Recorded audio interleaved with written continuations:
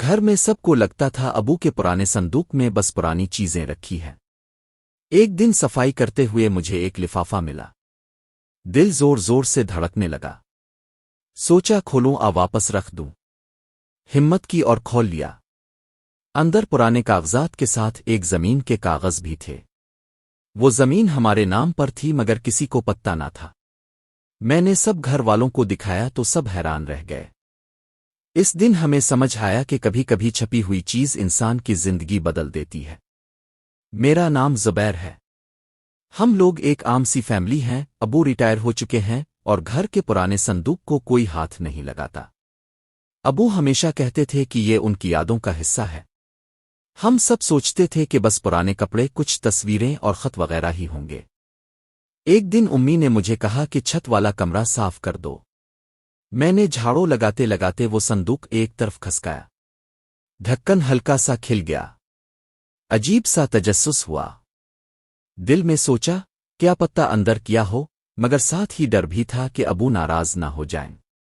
میں نے ڈھکن اٹھایا۔ اندر دھول میں لپٹے پرانے کاغذات، ایک ٹوٹی گھڑی اور ایک بند لفافہ رکھا ہوا تھا۔ دل دھڑکنے لگا۔ سوچا کھولوں واپس رکھ دوں۔ ہاتھ کانپ رہے تھے۔ میں نے لفافہ اٹھا لیا۔ اس پر ابو کی پرانی لکھائی میں ایک لفظ لکھا تھا۔ اس ایک لفظ نے میرے قدم جکڑ دیے۔ میں نے لفافہ ہاتھ میں پکڑا تو دل تیز دھڑکنے لگا۔ امی نیچے سے آواز دے رہی تھی، زبیر۔ صفائی ختم ہوئی۔ میں نے جلدی سے لفافہ جیب میں رکھ لیا اور کہا جی بس ہو گئی۔ رات کو کمرے میں اکیلا بیٹھا تو لفافہ کھولا۔ اندر پرانے کاغذات تھے جن میں سے ایک زمین کے کاغذ نکلے۔ حیرت کی بات یہ تھی کہ وہ زمین ابو کے نام تھی مگر کبھی کسی نے ذکر نہیں کیا۔ ساتھ ایک چھوٹا سا پرچہ تھا جس پر لکھا تھا، یہ زمین میرے بچوں کے مستقبل کی امانت ہے، جب وقت آئے تو اسے ان کے نام کر دینا۔ میں نے کاغذ ہاتھ میں پکڑے بیٹھا سوچ رہا تھا کہ ابو نے یہ سب کیوں چھپایا؟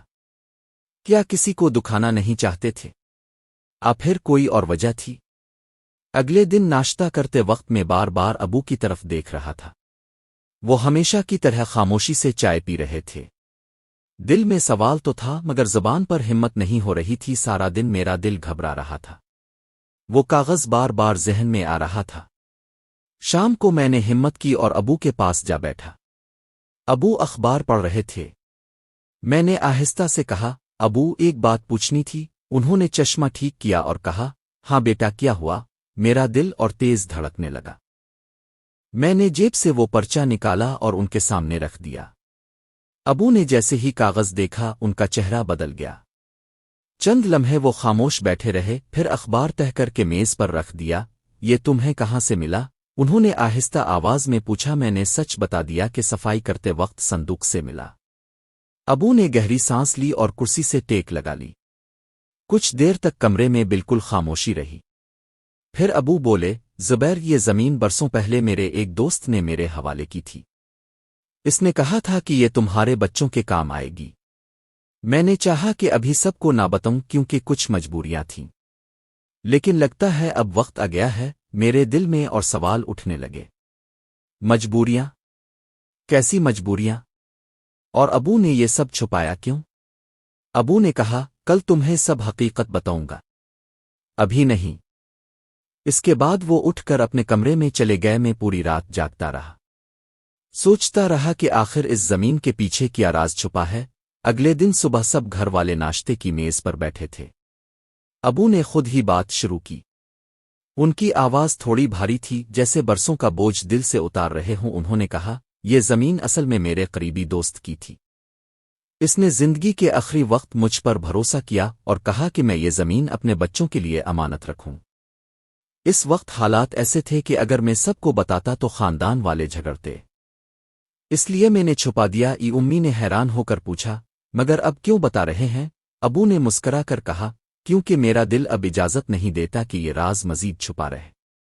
یہ زمین اب تم سب کی ہے تاکہ آنے والے دنوں میں تمہیں سہارا مل سکے۔ ہم سب کی آنکھوں میں آنسو تھے۔ وہ دن ہمارے لیے صرف زمین ملنے کا دن نہیں تھا، بلکہ ہمیں ابو کی امانت داری، دیانت اور صبر کا اصل مطلب سمجھ آیا۔ میں نے دل ہی دل میں سوچا کہ کبھی کبھی سچائی دیر سے سامنے آتی ہے، مگر جب آتی ہے تو زندگی بدل دیتی ہے۔